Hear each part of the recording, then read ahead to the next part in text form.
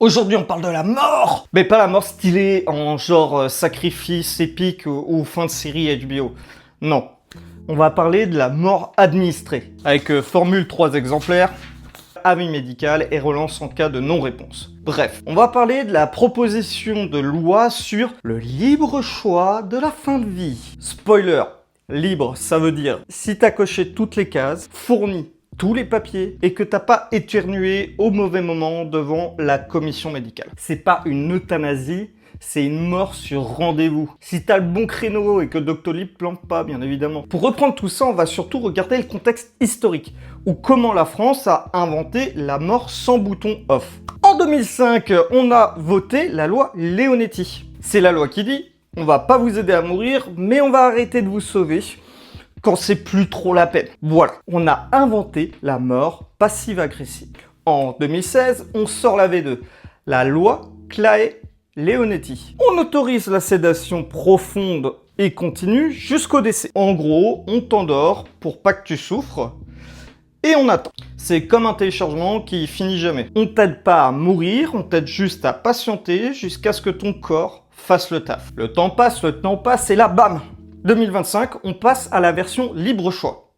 Tu veux mourir? On va voir si t'as le niveau. Alors, le problème, c'est ce que veut dire la loi, et surtout ce qu'elle veut dire en vrai. Le texte, adopté fin mai 2025, prévoit qu'on puisse demander une aide à mourir dans des conditions très précises. Mais attention, c'est pas un Uber, c'est un escape game médical. Pour avoir le droit à l'aide active à mourir, il faut être majeur, parce que sinon c'est pas une loi, c'est une enquête policière. Être résident stable en France, alors désolé les touristes. Avoir une maladie grave et incurable, donc tout ce qui est gastro, mal de tête, c'est pas pour vous. Faut que ça soit vraiment un truc bien crade, bien pourri, qui dégueulasse tout quand on ouvre. Être en phase avancée ou terminale, donc tous les gens qui sont juste fatigués par la vie, c'est pas pour vous. Souffrir de façon réfractaire au traitement, donc en fait, faut que t'aies vraiment tout essayé, mais vraiment tout, pour que là, on décide de passer à autre chose. Et ça va bien évidemment de l'huile de moteur au conseil de ta belle-sœur. Et surtout, il faut être capable de réitérer la demande librement, volontairement, lucidement, sans pression, sauf celle du formulaire qui, quant à lui-même, peut te faire douter de ton niveau de français au bout de la 3e lecture. Et à ce moment-là, tu as le droit de passer devant une commission et une équipe médicale qui va examiner ton dossier. En gros, c'est pas juste ton médecin qui va dire oui ou non, t'as le droit de crever, mais tout simplement, c'est un comité qui va se rassembler et donner son avis, avec toute une procédure et des délais. Bref, une réunion afin de décider si oui ou non tu peux en faire la demande et tu y as le droit. Alors du coup, on peut se dire que c'est une réelle avancée. À première vue, oui. On te donne enfin le droit de mourir quand on peut plus. C'est pas rien, sauf que, petit twist, ce droit, il est optionnel, conditionnel et surtout suspendu à la météo budgétaire de l'hôpital public. C'est comme si on te disait, bien sûr que vous pouvez mourir dans la dignité, mais seulement si vous trouvez un lit, un médecin disponible et si votre demande est traitée avant votre décès naturel. Alors, au vu de tous ces blocages administratifs et de toute cette situation, pourquoi est-ce qu'autant de gens ont peur? Pourquoi est-ce que ça fout autant la trouille?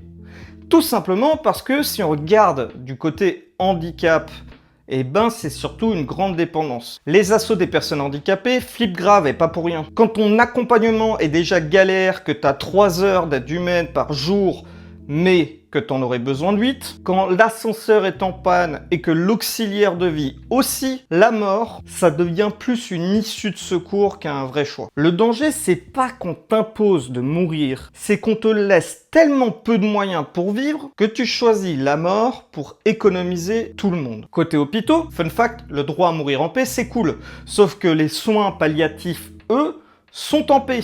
Depuis longtemps. En paix, ça veut dire mort. Il manque 4000 lits spécialisés et le personnel, on en a moins qu'au rayon poisson le lundi matin. Et pourtant, la loi conditionne son application à la montée en charge de ces soins. Ça revient à dire, tu peux mourir dignement quand on aura fini de repeindre la dignité en 2032, si tout va bien. Le côté philosophique de la question pose la question de est-ce que on est un poids? Là, on va rentrer dans la partie du débat que tout le monde contourne à la radio, mais que tout le monde entend dans sa tête.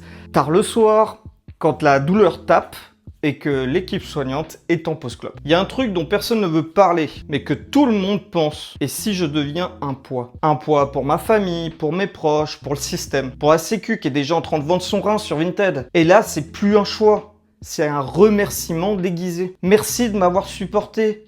Je m'en vais avant d'abuser. Le syndrome du poids. On t'a toujours appris à pas déranger, à pas faire de vagues, à pas coûter trop cher. Et puis un jour, t'es dans un lit. Tu respires grâce à une machine, tu peux plus bouger, plus parler, t'as besoin d'aide pour bouger un orteil. Et là, la pensée arrive. Ce petit doute, sale et silencieux. Est-ce que je suis encore une personne ou juste un budget avec un prénom? C'est pas la mort qui fait peur, c'est d'être celui ou celle qui ralentit tout le monde. D'être celui dont on s'occupe quand les autres courent après leur vie. Et là, on te tend une loi. Une loi qui te dit, tu peux choisir de partir dignement. Comme si continuer à vivre comme ça, c'était pas digne. Et toi, tu te dis, est-ce que je choisis vraiment? Ou est-ce que je m'efface poliment pour pas faire chier les vivants? Il y a une notion qu'on oublie dans la nature, c'est que même les loups, ils prennent soin de leurs blessés. Derrière tout ce système, il y a un fardeau budgétaire déguisé. Faut pas se mentir, dans les débats parlementaires, le mot dignité vient souvent avec un Excel pas loin. Le coût d'un accompagnement à long terme, le nombre de journées hôpitaux, les aides à domicile, les prothèses, les transferts, les traitements hors ALD. Et dans cette ambiance de déficit budgétaire généralisé, où la sécu a le goût d'un ticket resto qui est moisi, ça pèse. Littéralement, ça pèse. Et les gens, ils le savent. Les patients le sentent. Et tout ça, il y a des études qui le montrent. Dans les pays où l'aide à mourir est légale, près de la moitié des personnes disent que l'un des motifs, c'est de ne plus être un poids. Mais un poids pour qui? Pour les proches, pour l'hôpital, pour les finances publiques, pour la conscience collective d'une société qui aime l'autonomie, la productivité, la valeur ajoutée. Ainsi, parler d'un choix libre, c'est en réalité une forme de pression douce. Le vrai danger, c'est pas qu'on force les gens à mourir. Non, déjà, ça serait illégal et visible et condamnable. Le vrai danger, c'est qu'on leur fasse sentir, sans jamais le dire, que ce serait plus simple s'ils partaient. Tu veux vivre? Tu peux, t'inquiète. Mais t'auras pas de place en soins, pas d'auxiliaire fixe, pas de kiné dispo, et ta famille bosse à 60 km. Tu veux mourir?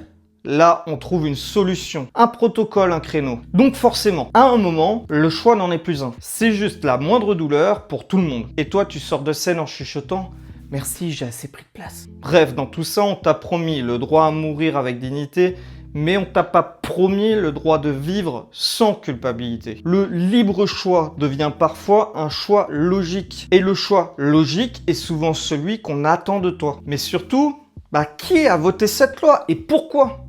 Eh bien, la surprise. Une large majorité des députés et ministres étaient présents et ont voté oui. Mais alors, face à cette situation, on a le droit de se demander qui a voté pour et pourquoi. Eh bien, la surprise. Une large majorité de députés étaient présents au moment du vote et ont voté oui. Beaucoup sont, comment dire, sociologiquement proches de la date de péremption. Et certains ont clairement pensé à eux.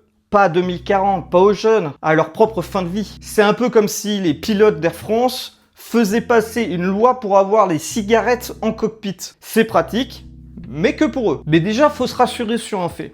C'est que ça ne va pas arriver tout de suite. Parce que là, c'est uniquement un vote. Mais après, il y a le Sénat, et le Sénat, c'est pas le moteur le plus rapide. C'est une espèce de barque où tout le monde se met à ramer, les trois quarts sont en pleine sieste. Ensuite, il faut se dire qu'il y a les décrets à rédiger. Traduction, ça veut dire juriste, comité, pharmacopée, logistique, législation, etc., etc. En gros, à l'heure actuelle, rien n'est réellement prêt. Et surtout, on a dit, pas de mise en œuvre, sans soins palliatifs, renforcé. Sauf qu'on vient de le voir, que les soins palliatifs, c'est plus un souvenir qu'un service. On est ainsi en droit de se demander, est-ce un libre choix ou est-ce une fausse sortie? En théorie, on t'offre la liberté de mourir quand c'est trop dur. Mais en pratique, si t'as pas de lit, pas d'équipe, pas de soutien, est-ce que c'est encore une liberté? Ou juste le plan B le moins insupportable? Le vrai scandale, c'est peut-être pas cette loi. C'est qu'on est plus rapide à organiser la mort qu'à financer la vie. Mais bon, c'est pas grave.